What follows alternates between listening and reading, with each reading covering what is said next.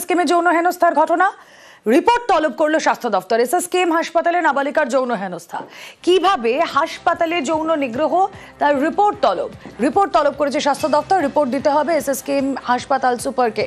কথা বলবো, অভিজিৎ চন্দ্র রয়েছেন সঙ্গে। অভিজিৎ। রুমেলা, গতকাল এসএসকেএম হাসপাতালের যে ঘটনা প্রকাশ্যে এসেছে তাতে স্বাস্থ্য দপ্তর যথেষ্ট কড়া পদক্ষেপ গ্রহণ করছে এবং স্বাস্থ্য দপ্তরের তরফ থেকে গোটা ঘটনার বিস্তারিত রিপোর্ট জানতে চাওয়া হয়েছে। কিভাবে এই হাসপাতালের ওয়ার্ডের ভেতরে এরকম একজন প্রাক্তন অস্থায়ী কর্মী সে কিভাবে ভেতরে ঢুকলো এবং পাশাপাশি যে অভিযোগটা উঠে এসেছে যে পোশাক পরেছিল, হাসপাতালের পোশাক তার কাছে কিভাবে পেল, এই গোটা বিষয়টাই বিস্তারিত রিপোর্ট এমএসডিপি অর্থাৎ medical superintendent and vice principal অর্থাৎ সুপারের কাছ থেকে এই রিপোর্ট নিয়ে পাঠানো হয়েছে। রাজ্যের স্বাস্থ্য অধিকর্তার কাছে এই রিপোর্ট জমা দেওয়ার নির্দেশ দেওয়া হয়েছে এবং তারপরেই এসএসকেএম হাসপাতাল কর্তৃপক্ষ তদন্ত কমিটি গঠন করবে নাকি স্বাস্থ্য দপ্তর তদন্ত কমিটি গঠন করবে, গোটা বিষয়টাই স্বাস্থ্য দপ্তর তারপরে সিদ্ধান্ত নেবে। তবে আগে বিস্তারিত রিপোর্ট তলব করা হয়েছে। ওকে।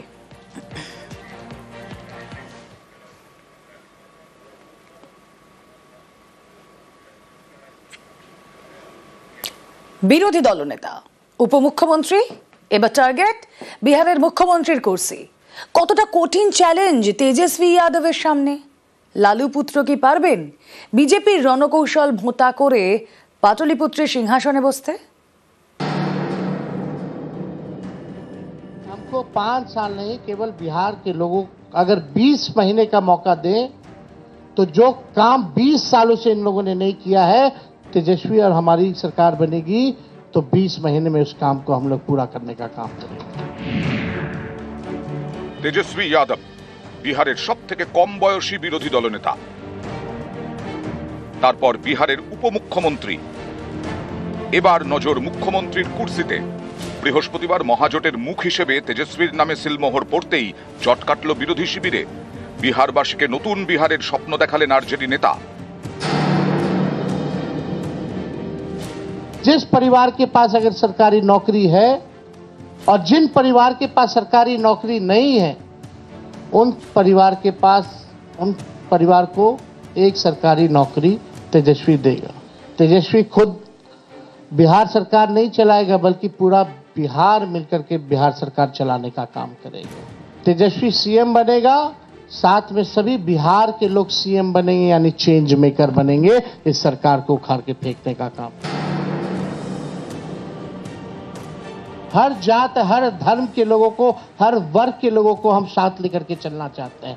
एक नया बिहार बनाना चाहते हैं। हम लोगों के पास विजन है, रिजन है और अनडाइंग पैशन है बिहार को आगे बढ़ाने के लिए। 20 साल राज करने के बाद भी राज्य में 11 साल केंद्र में मोदी जी प्रधानमंत्री रहते हुए भी सबसे अगर कोई गरीब राज्य है तो बिहार है। सबसे ज्यादा अगर बेरोजगारी है तो बिहार है। और यहां अपराध चरम सीमा पर है। 70,000 से भी ज्यादा हत्याएं 20 साल में हो गई, ना सुनवाई है ना कार्रवाई होती। किसी भी व्यक्ति ने अपना agenda, road map, vision, blueprint अगले 5 साल के लिए नहीं रखा। तेजस्वी ने जो कहा उसका इन लोगों ने नकल किया। इन लोगों के पास कोई विजन नहीं। ये लोग किसी भी कीमत पे केवल सत्ता और कुर्सी पर बैठना चाहते हैं। তেজস্বীর লড়াই এবার কঠিন, কারণ অনেক আগে থেকেই ঘর গুছিয়ে ময়দানে নেমেছে এনডিএ। মহিলাদের মন জিততে একের পর এক ঘোষণা করছেন নীতিশ কুমার। অন্যদিকে ভোটের বিহারের জন্য কার্যত কল্পতরু মোদী সরকার। তারপর লালু পুত্রের মাথা ব্যথা দুর্নীতির অভিযোগ। আইআরসিটিসির একটি দুর্নীতি মামলায় বাবা লালু প্রসাদ যাদবের পাশাপাশি অভিযুক্ত তেজস্বীও। সদ্য দিল্লির আদালতে চার্জ গঠন হয়েছে তাদের নামে। বিরোধী মহাজোটের মুখ হিসেবে তেজস্বীর নাম ঘোষণা হতেই সেই দুর্নীতির অভিযোগে শান দিতে নেমে পড়েছে বিজেপি। उनके पिताजी 32.5 साल की सजा प्राप्त कर चुके हैं चारा घोटाले के 4 मामलों में। इनके ऊपर ट्रायल चल रहा है। तेजस्वी यादव 420 के भी एक्यूज्ड हैं। बीजेपी की ए टीम, बी टीम, तरह तरह का अलग अलग संस्था, ईडी, सीबीआई, इनकम टैक्स, पूरा मशीनरी उनका लगा हुआ है। और हम महागठबंधन के रहते हुए किसी माई के लाल में दम नहीं जो हमारे देश के संविधान को खत्म कर सके। আক্রমণের মুখে পাল্টা বিহারে এনডিএ সরকারের বিরুদ্ধেও দুর্নীতির অভিযোগ তুলেছেন তেজস্বী। लगातार घोटाले पे घोटाला हो रहा है। चूहा बांध काट दे रहा है तो बांध गिर जा रहा है, पुल गिरा देता है। हम अपने बिहार के लोगों से कहना चाहते हैं, करप्शन से तेजस्वी कभी भी कॉम्प्रोमाइज नहीं करेंगे। 2022-এ জেডিইউ তখন বিজেপির হাত ছেড়ে আরজেডির সঙ্গে, সরকারে নীতিশ কুমারের ডেপুটি ছিলেন তেজস্বী যাদব। রাজনৈতিক মহলে তাদের চাচা ভাতিজা বলে ডাকা হতো। এবার সেই নীতিশের কুর্সি তেজস্বীর টার্গেট। নিউজ 18 বাংলা। তেজস্বীকে মহাজোটের মুখ ঘোষণার দিনই খড়গহস্ত প্রধানমন্ত্রী। মহাজোট নয়, দুর্নীতিগ্রস্তদের ঘোঁট বলে কটাক্ষ। অতীতের জঙ্গলরাজ 100 বছরেও ভুলবে না বিহার। যুব সংবাদ শিবিরে অডিও বার্তায় তো প্রধানমন্ত্রীর। जो लोग अपने आप को गठबंधन कहते हैं, बिहार की जनता जिनको लठबंधन कहती है, वो सिर्फ लड़ चलाना जानते हैं, झगड़ा करना जानते हैं और झगड़ते रहते हैं। देखा आपने, लठबंधन वालों के लिए अपना स्वार्थ ही सबसे बड़ा है। इन्हें बिहार के युवाओं की चिंता नहीं है। आप देखिए, दशकों तक देश और बिहार के नौजवान नक्सलवाद, माओवादी आतंक से पीड़ित रहे। उसमें से बिहार को बाहर लाने में बड़ी मेहनत पड़ रही है, लेकिन हम लोग कर रहे हैं। हमने 2014 के बाद से बहुत मेहनत की है। आज बिहार में हम नक्सलवाद, माओवादी, आतंकवाद को समाप्त करने की तरफ बहुत तेजी से बढ़ रहे हैं। बिहार के नौजवानों के भविष्य को सुरक्षित करना हमारा कर्तव्य है।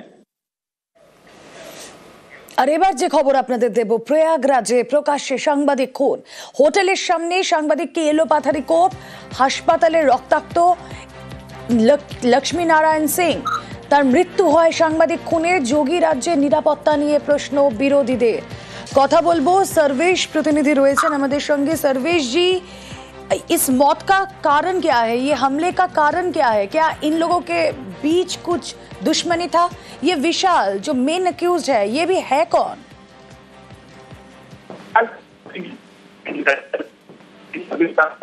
जी, आपका वॉइस ब्रेक हो रहा है।